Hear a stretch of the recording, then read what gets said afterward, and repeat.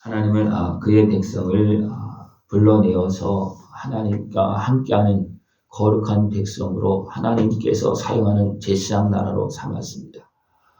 그러나 그들이 마음이 높아지고 교만해져서 하나님의 말씀 모든 듣지 않습니다. 그것이 대표적으로 누구냐면 에브라임입니다.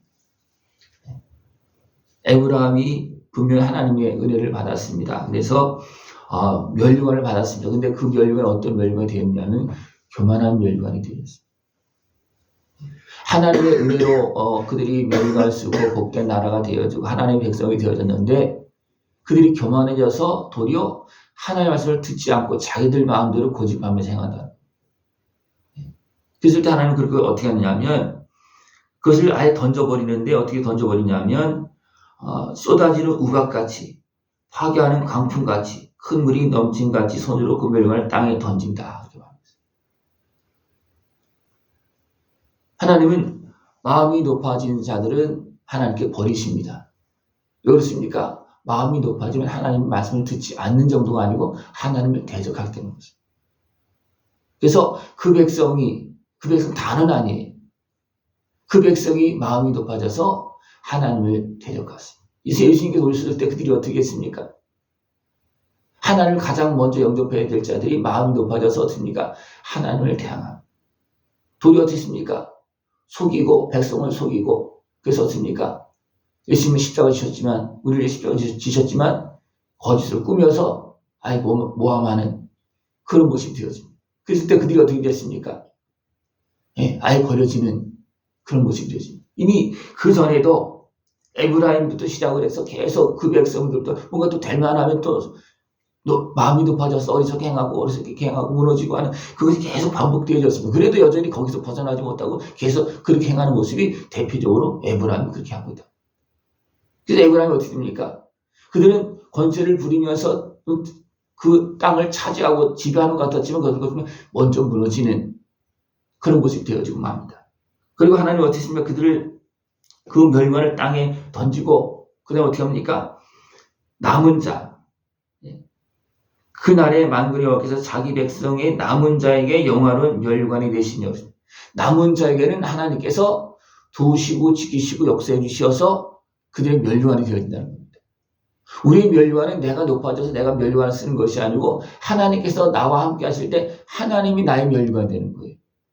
하나님이 온전한 백성이 되어질 때 그 은혜를 누리는 것이지 그죠? 내가 높아진다고 내 하나님의 백성은 내가 높아진다고 멸류관을 쓰는 게 아니라 그 멸류관은 어떤 멸류관입니까? 교만의 멸류관이고 하나님께서 벗어서 던져버리는 멸류관이라는 겁니다. 하나님을 나의 주로 삼고 하나님을 나의 멸류관으로 삼을 수 있는 것을 좋아합니다.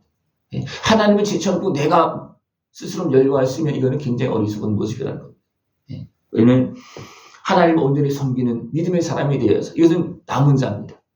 하나님은 어떤 자리에서도 경외하는 자가 되어서 하나님의 주시는 도움과 은혜를 다 누릴 수 있는 모습을 축원합니다. 그럴 때 하나님은 재판석에 앉은 자에게는 판결하는 영이 되시고 성문에서 싸움을 물치는 자에게는 힘이 되신다.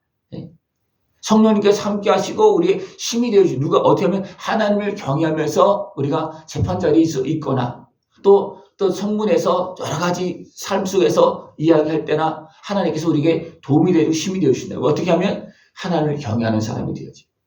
하나님의 경외함으로 해서 계속해서 은혜와 복을 다 누릴 수 있는 모습 되기를 축원합니다. 그런데 하나님께서 그 백성이 그렇게 하고 있어도 그리하여도 그들은 포도주로 말미암아 옆구름치며 독주로 말미암아 비틀거린다.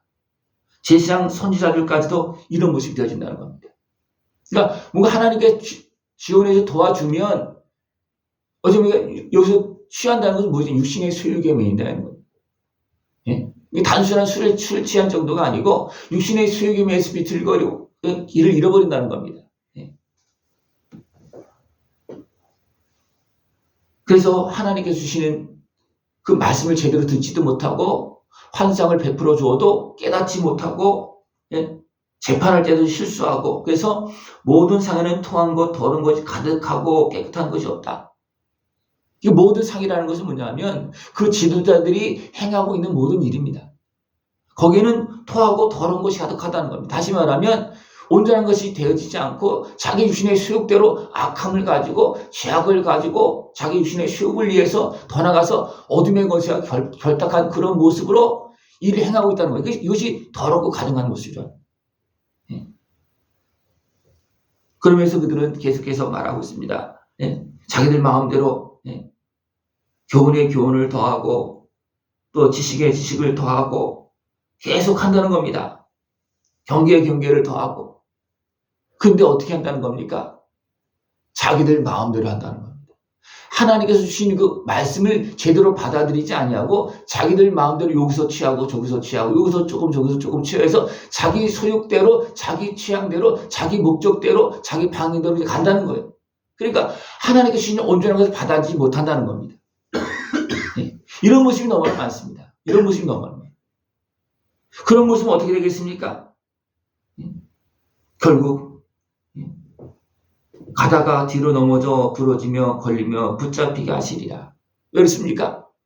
분명히 하나님의 것을 가지고 하는 것 같아요. 왜? 여기서도 조금 저기서도 조금 막 그렇게 하니까 교훈에 교훈을 더하고 계속 경계에 경계를 더하고 더하는 것 같아요. 그러나 하나님께서 주신 온전한 것을 받아들이지 않았다는 겁니다. 그때는 어떻게 됩니까? 그 하나님 인정해 주실 수가 없는 거예요.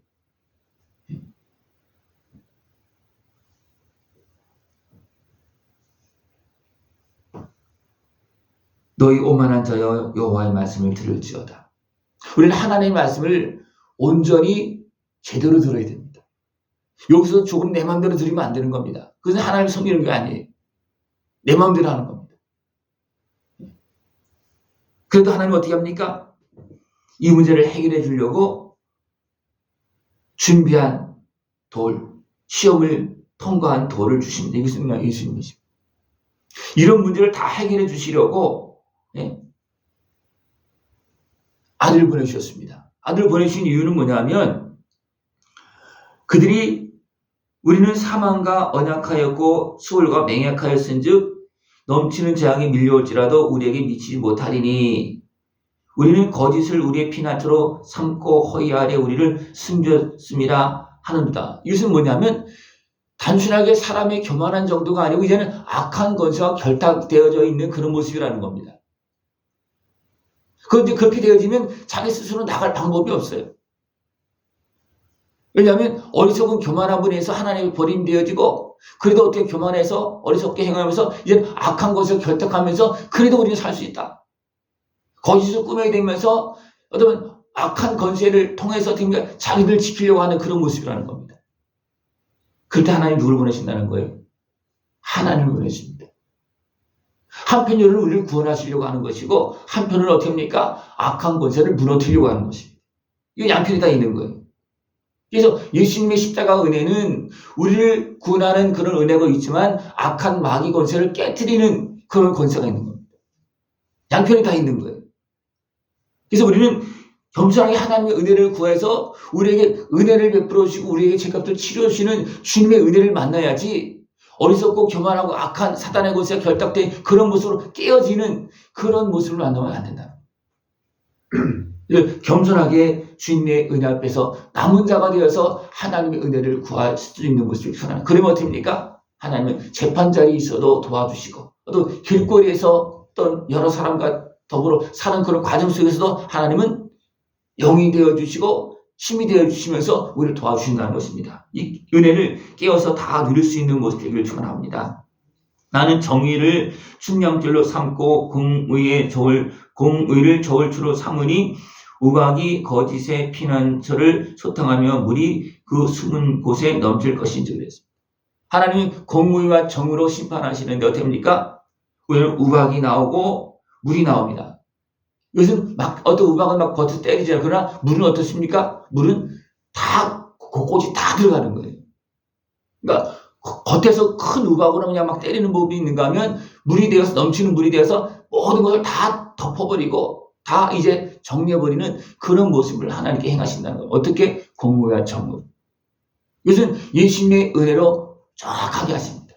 왜냐하면 예수님은 하나님이십니다. 그 때문에 은혜를 베풀어줘도 정확하게 하십니다. 그죠? 공의와 정의로 정확하게 하십니다. 그 주님의 은혜 앞에서 우리가 겸손하게 주님의 주님의 은혜를 누릴 수 있는 모습을 축원합니다. 그러나 너희가 사망과 더불어 세운 맹약을 패하며 수월과 더불어 맹약은 서지 못하며 넘치는 재앙이 밀려올 때 너희가 그것에게 밟힘을 당할 것이다. 근데 어리석은 사람은 어떻게 합니까? 죄악에 매여서 결국 어둠의 권세와 맹약하면서 막 버티고 대항하고 있다는 겁니다. 그럼 어떻게 됩니까? 도리어 그것에 밟혀서 다 무너진다는 겁니다. 그것에 밟혀서. 우리는 어리석은 길로 가지 아니하고 하나님의 은혜 앞으로 나아갈 수 있는 모습을 축원합니다. 그 모습을 이제 아침마다 또 두려움이 임하고 또 불안심 산에서 또 기분 곧장에서 이것은 진노로 진멸되어지는 어떤 그런 모습을 표현하고 있습니다. 우리는 끊임없이 우리를 사랑하시는 주님의 은혜 앞으로 나아갈 수 있는 모습 되기를 축원합니다. 어리석게 행하면 결박이 결국 더 단단해지고 더 꽁꽁 묶여지는 그런 모습이 되어집니다. 어리석은 사람이 되었습니까? 매를 더 맞고 결박에도 꽁꽁 묶여지는 그런 모습이 발생해진다는 겁니다. 그러면 하나님 은혜 앞에 나가서 이제는 하나님께서 우리를 만드시고 갈아엎고 정리하실 때 정리되어지시고 하나님의 말씀 온전히 들을 수 있는 모습을 축원합니다. 그래서 이제 씨를 뿌리는 비유가 쭉 나오고 있습니다. 너희는 내 말을 들어라. 파종하려고 가는 자가 갈기만 하겠느냐? 평평하게 준비되어지면 씨를 뿌린다는 거. 씨도 여러 종류가 있어요. 그에 합당한 씨도 깊이도 있고 또 전뿌림도 있고 후토뿌림도 있고 여러 가지 뿌림이 있어요. 그러니까 그 씨에 만드는 모습으로 뿌려서 그것이 잘 열매 맺을 수 있도록 하나님은 그렇게 하신다는 겁니다. 그리고 어떻게 합니까? 그 다음에 타작한다는 거예요. 거둔다는 겁니다. 이것은 모든 백성, 이스라엘 백성뿐만 아니라 모든 사람에게 행하시는 하나님의 은혜입니다. 그러면서 결국 무엇을 거두느냐 하면 알곡을 거둔다는 겁니다. 알곡은 부수지 않고 거둔다는 거예요. 타작하는 방법은 다양합니다. 그죠? 그러나 알곡은 깨트리지 않냐고 다 거둔다는 겁니다. 이것이 하나님께서 하시는 일입니다. 이것을 여호와께로부터 난 것이라 그의 경영은 기묘하며 지혜는 광대하니라. 그러니까 하나님께서 지금 행하시고 있는 이 일을 우리는 온전히 볼 수 있고 하나님의 다스림 안에서 우리가 겸손하게 그 은혜를 누릴 수 있는 모습을 축원합니다. 하나님은 각 사람에게 합당한 일을 주시고 합당하게 판결하시고 거두십니다. 나는 이렇고 저렇고 그걸 따질 거 없이 그 자리에서 하나님을 경외하면서 하나님의 은혜를 믿고 남은 자가 되어서 하나님께 주신 축복과 은혜를 하나님을 멸류관으로 삼고 복되게 아름답게 살아갈 수 있는 승리자의 길을 걸어갈 수 있는 모습 되어지길 축원합니다. 기도드리겠습니다. 하나님 아버지 감사합니다. 우리를 사랑하시어서 날마다 말씀하시고 부르시고 아들의 생명을 내어주시며 오늘도 우리에게 은혜를 베풀고 계심을 감사를 드립니다. 저를 온전히 깨어서 하나님을 경외하며 그 은혜를 누리면서 하나님께 영광을 돌리고 아름다운 멸류관을 쓸 수 있는 우리 모습 되어지도록 주님 함께하여 주시옵소서. 예수님의 이름으로 감사하며 기도드리옵나이다. 아멘.